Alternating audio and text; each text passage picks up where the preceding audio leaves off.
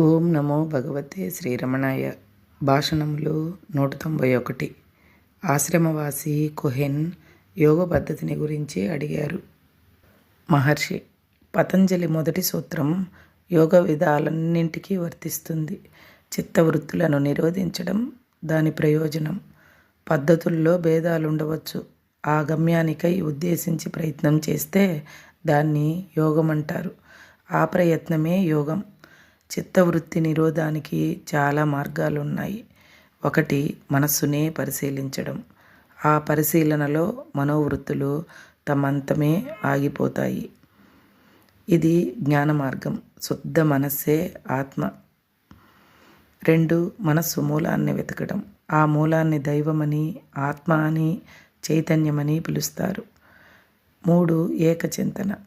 ఒకే తలంపుపై చింతన వల్ల ఇతర తలంపులన్నీ మాయమవుతాయి. చివరికి ఆలోచన కూడా మాయమవుతుంది. 4, హఠయోగము. పద్ధతులన్నీ సమమే, అన్నిటికీ గమ్యం ఒకటే కనుక ఆలోచనలను నిరోధించేటప్పుడు జాగరూకతతో ఉండటం అవసరం. లేకుంటే అది నిద్రకు దారితీస్తుంది. జాగరూకత, అవేర్నెస్ అత్యంత ముఖ్యమనడానికి పతంజలియే ఆధారము.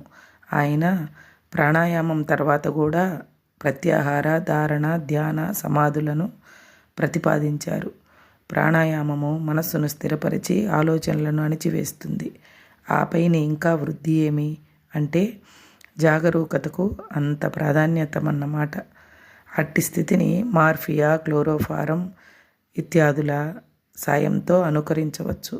అట్టి సమయాల్లో జాగరూకత, అవేర్నెస్ ఉండదు కనుక అది మోక్షానికి సాయపడదు. హరే రమణ.